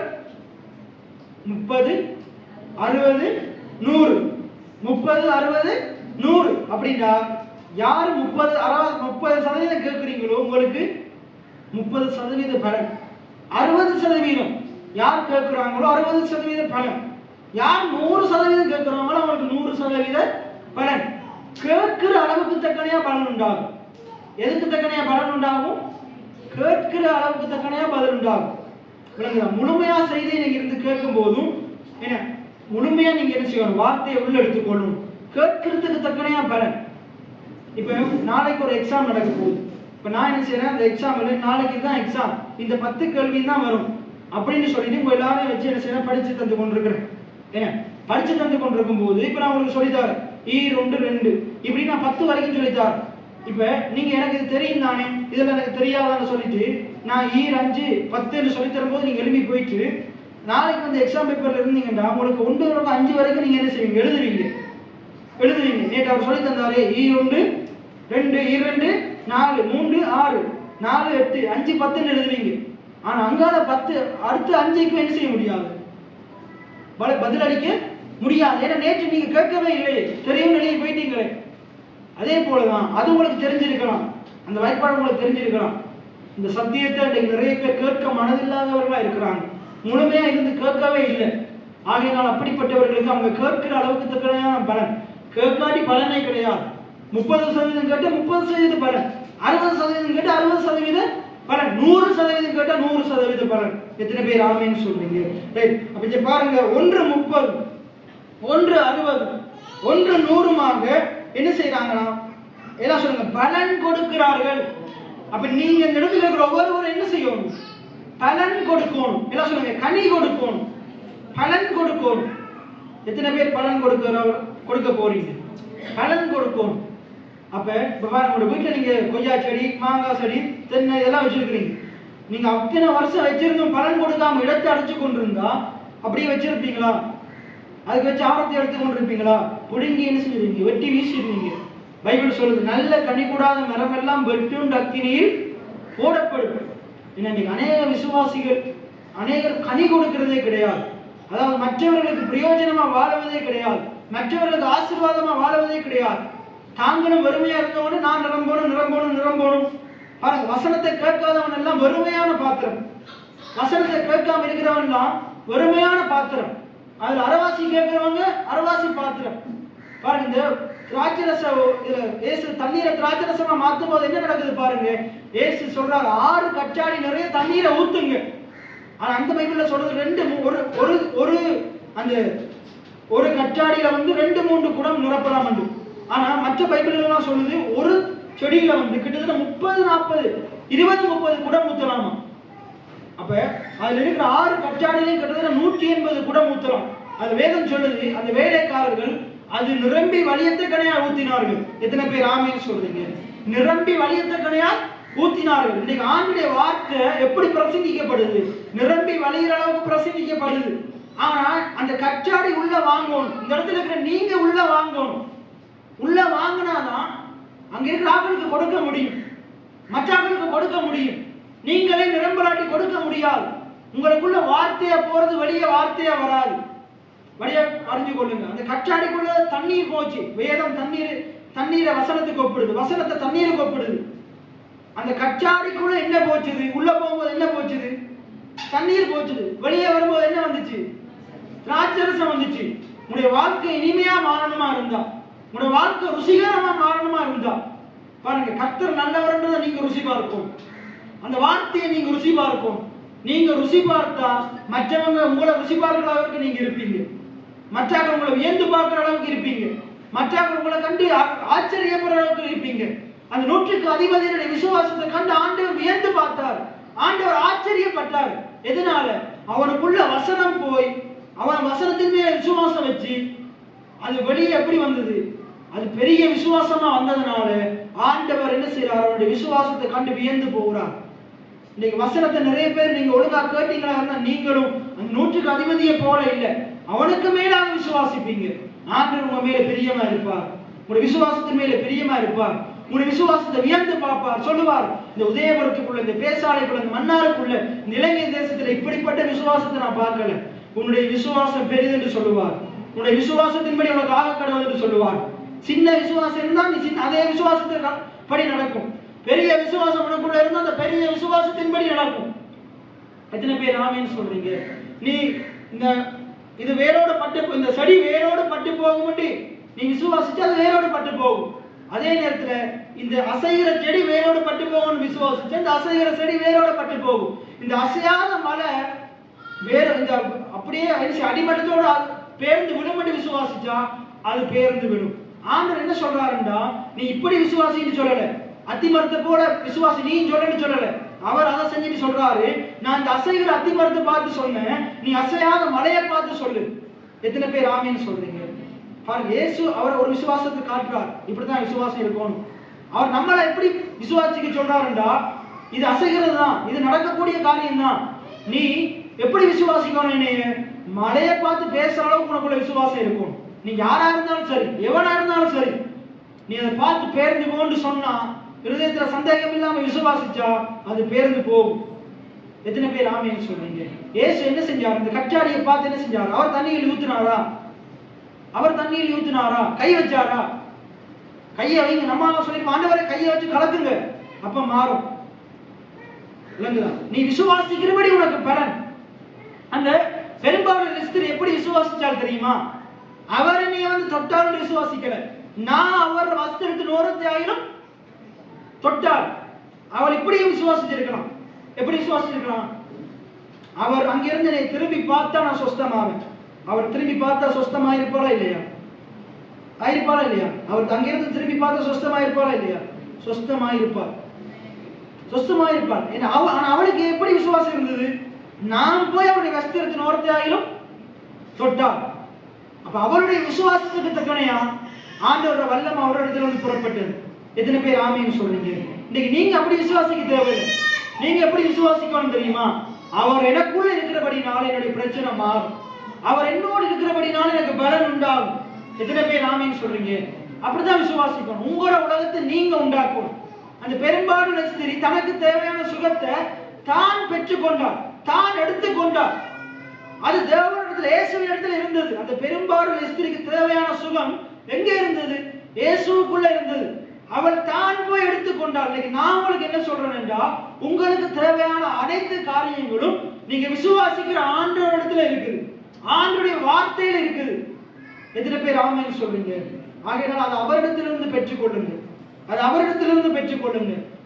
எத்தனை பேர் ஆமென் சொல்றீங்க? அதுக்கு அவரை விசுவாசிக்கணும்.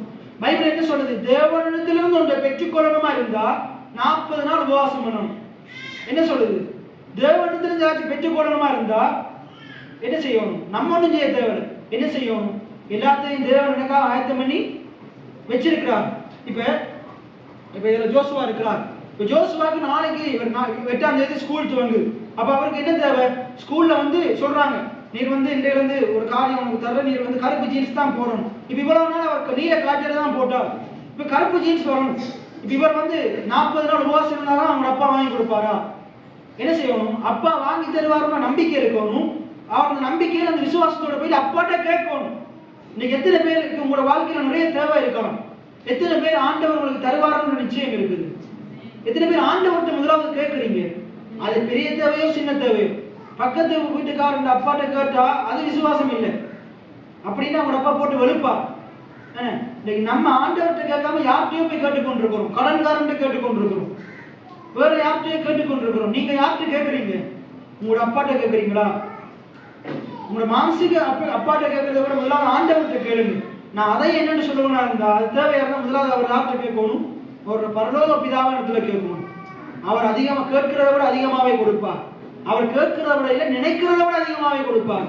எத்தனை பேர் ஆமீன் சொல்றீங்க? எரேமியா 29:11 சொல்லுது. என்ன சொல்லுது? வாசிங்க. எரேமியா 29:11. எரேமியா 29:11.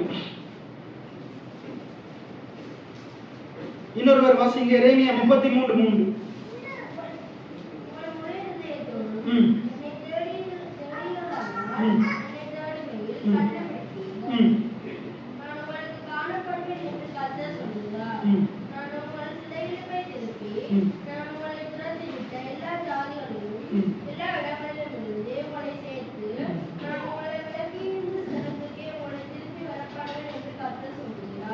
எரேமியா 33:3. எரேமியா 33:3. என்னை நோக்கி கூப்பிடு,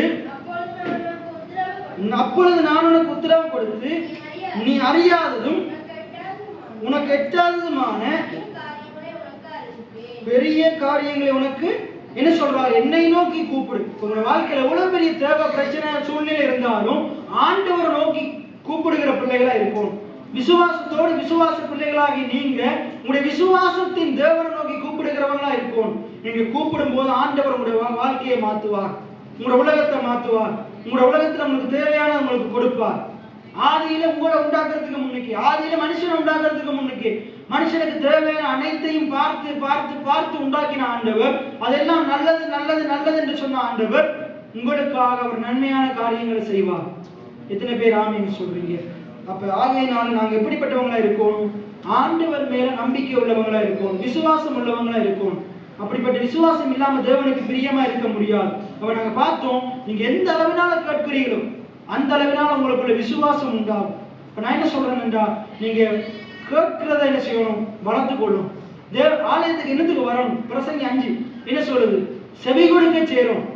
இன்னைக்கு என்னத்துக்கு வந்தீங்க? நீங்க எல்லாரும் பாஸ்டரை பார்த்துட்டு போலான்னு வந்தேன், பாஸ்டருக்கு தலையை காட்டலான்னு வந்தேன், இல்லாட்டி அந்த பக்கத்துல இருக்கிற ஆளை பார்த்துட்டு போலான்னு வந்தேன். சும்மா என்ன நடக்குது, என்ன பேசுறாங்கன்னு பார்க்கலான்னு வந்தேன். இயேசுக்கு பின்னுக்கு சில பேர் தெரிஞ்சாங்க. யார் யாரு?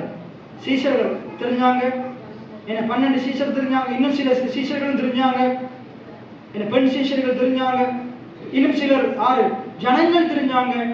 அடுத்தது பரிசேயர், சதுசேயர், மறைநூல் அறிஞர்கள், வேத பாரகர்கள், இவங்க எல்லாம் தெரிஞ்சாங்க. எல்லாம் சொல்லுங்க, யார் யார் தெரிஞ்சாங்க? சீஷர்கள் தெரிஞ்சாங்க. வேற யார் தெரிஞ்சாங்க? ஜனங்கள் தெரிஞ்சாங்க. வேற யார் தெரிஞ்சாங்க? இயேசு யார் பின்தொடர்ந்தாங்க? மறைநூல் அறிஞர்கள், பரிசேயர், வேத பாரகர், சதுசேயர், இவங்கெல்லாம் இயேசுக்கு பின்னுக்கு தெரிஞ்சாங்க. எல்லாருக்கும் தெரியுமா இல்லையா? வேதமாக தான் சொல்லுது, எல்லாருக்கும் தெரியும். சரி, இப்ப நம்ம சில காரியங்களை பார்ப்போம்.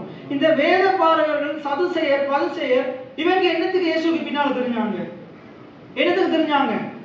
அவர் எப்ப புலவிடுவார், எப்ப அவர்கிட்ட இருந்து ஏதாச்சும் ஒரு குறைய கண்டுபிடிக்கும். அப்படிப்பட்ட விசுவாசிகள் ஆலயத்தில் இருக்கிறாங்க. என்னத்துக்கு ஆலயத்துக்கு வருவாங்க? ஏதாச்சும் புல வாசல் ஏதாச்சும் வாயில சொல்லிட மாட்டாரோ, எதையாச்சும் மாறி செஞ்சிட மாட்டாரோ, காணிக்கப்பட்டியில் இருந்துட மாட்டாரோ, என்ன அப்படி ஏதாச்சும் குறை கண்டுபிடிக்கிறதுக்கு வருவாங்க. அது என்னது? நீல லைட் பார்த்தது, இது மஞ்சள் லைட் பார்த்தது, சிவப்பு லைட் பார்த்தது. அவங்களுக்கு குறைய கண்டுபிடிக்கலாட்டி அவங்களுக்கு தூக்கமே வராது. ஏதாச்சும் ஒரு குறைய கண்டுபிடிச்சு ஆகும், நல்லது நடந்தாலும் ஏதாச்சும் குறை சொல்லுவாங்க. அப்ப இப்படிப்பட்டவங்களும் ஆலயத்துக்குள்ள இருப்பாங்க. இன்னும் சிலர் யாரு? அந்த ஜனங்கள். அந்த ஜனங்கள் என்னத்துக்காக ஆண்டவரத்துல வந்தாங்க தெரியுமா? எதுக்கு பின்னால தெரிஞ்சாங்க தெரியுமா? சாப்பாட்டுக்காக. ஆண்டவர் பேசுறாரு யோவான் 6, அழிந்து போகிற போஜனத்துக்காக அலையிறீங்களே, அழிந்து போகிற போஜனத்துக்காக அலையிறீங்களே. அதே போல யோவான் 4 பேசுறாரு, நீங்க அற்புதங்களை அடையாளங்களை கண்டாதான் விசுவாசிக்கிறீங்க, அற்புதங்கள் அடையாளங்களை கண்டதுனால விசுவாசிக்கிறீங்க. தோமாவே பேசுறாரு. நிறைய பேர் இந்த ஜனங்கள் அநேகர் சாப்பாட்டுக்காகவும் அற்புத அடையாளங்களுக்காக இயேசுக்கு பின்னால் தெரியுறாங்க. சாப்பாட்டுக்காக அற்புத அடையாளங்களுக்காக விளங்குதா? நம்ம அதுக்காக தேடக்கூடாது, வசனத்துக்காக நாம் ஆண்டவர் தேடணும். எத்தனை பேர் ஆமீன் சொல்றீங்க? அவருடைய வாயில் இருக்கிற திவ்யம் உள்ள வார்த்தைக்காக அவர் தேடணும். விளங்குதா? வசனத்தை நாடணும், வசனத்தை தேடணும். அப்ப ஆண்டவர் அதைத்தான் என்ன செய்யறாரு? அப்படிப்பட்டவங்களை தான் ஆண்டவர் விரும்புகிறார். இன்னைக்கு நீங்களும் அப்படி இருக்கணும் தான் ஆண்டவர் விரும்புகிறார். நீங்க அற்புத அடையாளங்களை நாடக்கூடாது, ஆசீர்வாதத்தை தேடக்கூடாது, பணத்தை தேடக்கூடாது. அதெல்லாம் ஆண்டவர் உங்களுக்கு எக்ஸ்ட்ராவா தருவார். இவைகள் எல்லாம் உங்களுக்கு கூட கொடுக்கப்படும். என்ன சொல்லுங்க? இவைகள் எல்லாம் எனக்கு கூட கொடுக்கப்படும். ஆனா நான் என்னத்தை தேடணும்? முதலாவது தேவனுடைய ராஜ்யத்தையும் தேவனுடைய நீதியையும் தேடுங்கள்.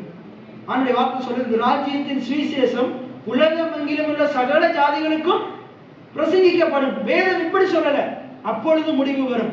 வேதம் இப்படி சொல்லல, எப்பொழுது முடிவு வரும்? உலகம் எங்கும் அற்புத அடையாளங்கள் செய்யப்படும். உலகம் எங்கும் இருக்கிற நோயாளர்கள் எல்லாம் குணமடைவார்கள், எல்லாம் மரித்த சரீரங்களும் எழுப்பப்படும். அப்பொழுது முடிவு வரும் என்று சொல்லல, எப்பொழுது முடிவு வரும்? உலகம் எங்கும் உள்ள சகல ஜாதிகளுக்கும் என்னது? சுவிசேஷம் பிரசங்கிக்கப்படும். என்ன சொல்லுங்க? உலகம் எங்கும் உள்ள சகல ஜாதிகளுக்கும் சகல நாட்டு மக்களுக்கும் தேவனுடைய இந்த நற்செய்தி பிரசங்கிக்கப்படும். அது அவங்க என்ன செய்யணும்? காதால கேட்கணும். அப்பொழுது முடிவு. இப்ப நம்ம சபையில் இருக்கிறாங்களே கேட்கிறோம் இல்லைன்னா எப்ப முடிவு வரும்? முடிவே வராது. நம்மட வாழ்க்கை தான் முடிஞ்சு போயிடும். நம்மட வாழ்க்கை தான் முடிஞ்சு, நம்மளோட சந்தோஷம் முடிஞ்சு போயிடும், சமாதானம் முடிஞ்சு போயிடும், நிம்மதியே இருக்காது. அப்ப நம்முடைய வாழ்க்கையில நல்ல ஒரு முடிவு வரணுமா இருந்தா வசனத்தை கேட்கும், சத்தியத்தை கேட்கும். எத்தனை பேர் ஆமேன்னு சொல்றீங்க?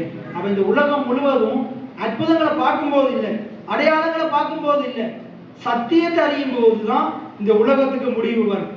எத்தனை பேர் ஆமேன்னு சொல்றீங்க? உங்களுக்கு விடுதலை எங்க இருக்குது? சத்தியத்துல இருக்குது. உங்களோட சுகம் எங்க இருக்குது? சத்தியத்துல இருக்குது. இந்த வார்த்தை உங்களுக்கு ஔஷதமா இருக்குது. இது உங்களுக்கு ஆரோக்கியம் தருகிற மருந்தா இருக்குது. எத்தனை பேர் விசுவாசிக்கிறீங்க? எத்தனை பேர் விசுவாசிக்கிறீங்க? நீ இந்த வேதத்தை விசுவாசி, இந்த வேத வசனத்தை விசுவாசி, இந்த வேத வசனத்தின் மேல தியானமாயிரு. அது உன்னைய பிழைக்க செய்யும். உன்னுடைய வாழ்க்கையில நீ வாழ்வதற்கு பிழைக்கிறதுக்கு தேவையான எல்லாமே இந்த வேத வசனத்துல காணப்படாத ரீதியில இருக்குது. எப்படி இருக்குது? காணப்படாத ரீதியில் இருக்குது. நீ விசுவாசிச்சு பேசும்போது அதனுடைய வாழ்க்கையில உண்டாகும். எத்தனை பேர் விசுவாசிக்கிறீங்க? அப்ப இன்னைக்கு நம்ம என்னத்தை பார்க்கிறோம் என்றா, உங்களுடைய உலகத்தை நீங்க தான் உண்டாக்கணும். உங்களோட உலகத்தை நீங்க தான். இப்ப பாருங்க, நான் தான் என்ன செய்யணும்? என்னுடைய அந்த பின்னுக்கு இருக்கிற என்னுடைய அறையில இந்த மூலையில என்ன இருக்கணும், அந்த மூலையில என்ன இருக்கணும், இங்க என்ன சாமா இருக்கணும், என்ன கலர் லைட் பத்தணும்னு முடிவு பண்றது யாரு? நான் தான் முடிவு பண்ணணும். இந்த இடத்துல இருக்கிற உங்களோட வீட்டுல என்ன இருக்கணும், என்ன இருக்கக்கூடாதுன்னு முடிவு பண்றது நீங்க.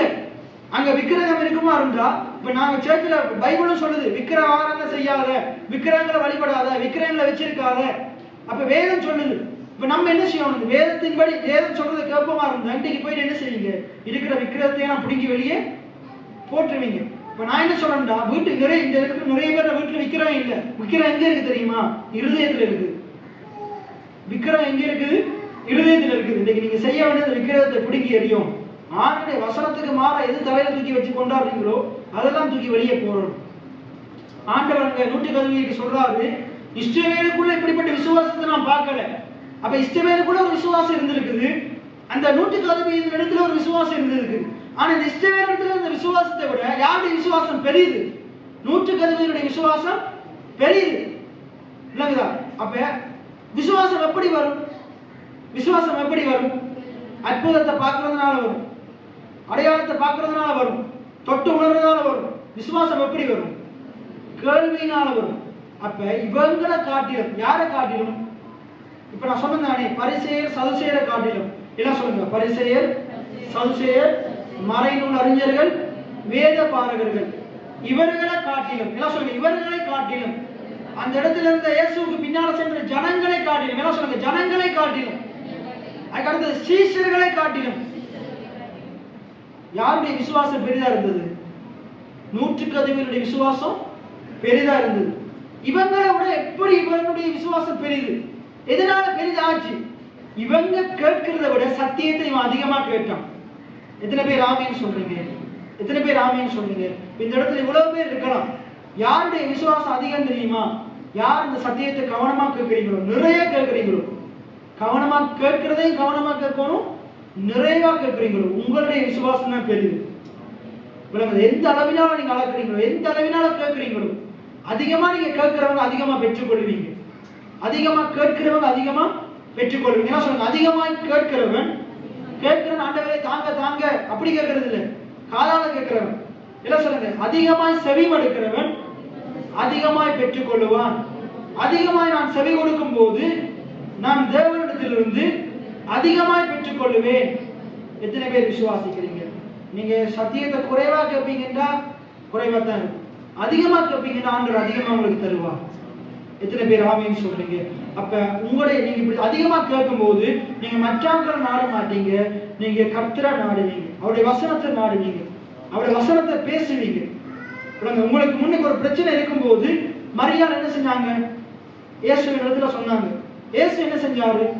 அவர் சொன்னாரு, சூழ்நிலை மாறுச்சு. நீங்க சொல்லும் போது உங்களோட சூழ்நிலை மாறும். நீங்க ஜெபிக்கும் போது ஆண்டவர் கரம் அசைப்பார். எத்தனை பேர் ஆமீன் சொல்றீங்க? உங்களுடைய ஜெபத்தை ஆண்டவர் அங்கீகரிப்பார், உங்களுக்கு ஆண்டவர் பதில் தருவார். அப்படி நாங்கள் அனைவரும் எழுந்திருந்து நாங்கள் ஜெபம் பண்ண போகிறோம். நான் ஒருவன் மாத்திரம் மீந்திருக்க பாகாலின் படைகளை தகர்த்திடுவீர். நான் ஒருவன் மாத்திரம் மீந்திருக்க பாகாலின் தடைகளை தகர்த்திடுவீர்.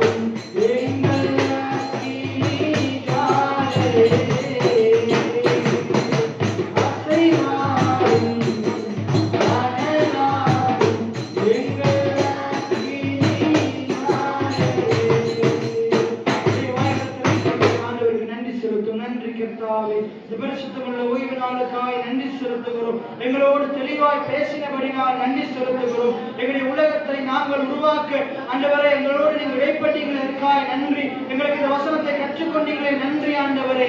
எங்களுக்கு தேவையான சுகத்தை, ஆரோக்கியத்தை, ஜீவனை, நல்வாழ்வை நாங்கள் உம்மிடத்தில் கேட்டு பெற்றுக்கொள்ள ஆண்டவரே எங்களுக்கு நினைப்பூட்டினபடினால் நன்றி செலுத்துகிறோம் ஆண்டவரே. நாங்கள் உடைய சத்தியத்தை கேட்க, சத்தியத்தின்படி உடைய காரியங்களை நாங்கள் நடப்பிக்க ஆண்டவரே எங்களுக்கு உதவி செய்வீராக ஆண்டவரே. சத்தியத்தை நாங்கள் அறியும் போது அந்த சத்தியங்களை விடுதலையாக்குறதுக்காக நன்றி செலுத்துகிறோம் ஆண்டவரே. நன்றி கர்த்தாவே, நன்றி செலுத்துகிறோம் ஆண்டவரே. நல்ல ஆண்டவரே, அருமையான அந்த பரிசுத்தமுள்ள ஓய்வு நாளிலே உடைய பிள்ளைகளாகி நாங்கள் உடைய சமூகத்தில் இருக்கத்தக்கனையாக எங்களை இந்த இடத்துல அழைத்து வந்தபடினால் நன்றி. விசேஷமாக முழுமையாக இந்த சத்தியத்தை அமர்ந்திருந்து கேட்க, அதை ஏற்றுக்கொள்ள ஆண்டவரே எங்களுக்கு பாராட்டினுடைய கிருபைக்காய் நன்றி. இந்த இடத்திலிருந்து ஆண்டவர் சத்தியத்தை கேட்ட ஒவ்வொரு நல்ல நிலங்களுக்காய் ஜெபிக்கிறேன்.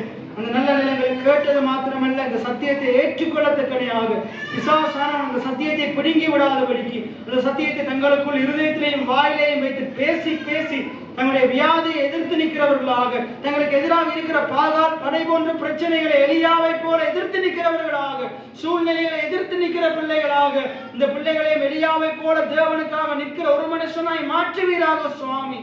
சூழ்நிலை எப்படிப்பட்டதா இருந்தாலும், எப்படிப்பட்ட பாகாலின் படைகள் முன்பாக நின்றாலும் இந்த பிள்ளைகள் அந்த பிரச்சனைகளை எதிர்த்து நிற்க உதவி செய்வீராக. வியாதியை எதிர்த்து நிற்பார்களாக, தரித்திரத்தை எதிர்த்து நிற்பார்களாக, இல்லாமைகளை எதிர்த்து நிற்பார்களாக, கடன் பிரச்சனைகளை எதிர்த்து நிற்பார்களாக. இவர்கள் முன்பாக நிற்கிற எல்லா எவ்வளவு பெரிய கோலியாத்தையும் எதிர்த்து நிற்பார்களாக ஆண்டவரே. இவருக்கு முன்பாக இருக்கிற மலை போன்ற பிரச்சனைகளை, சூழ்நிலைகளை அப்பா இவர்கள் விசுவாசிக்கிற பிள்ளைகளாக, விசுவாச தேவனுடைய விசுவாச பிள்ளைகளாக, என் கர்த்தர் இந்த மலைகளை பெயர்ப்பார் என்று, இந்த கோலியாத்தை வீழ்த்துவார் என்று, இந்த பாகாலின் படைகளை தகர்ப்பார் என்று விசுவாசத்தோடு எதிர்த்து நிற்பார்களாக ஆண்டவரே.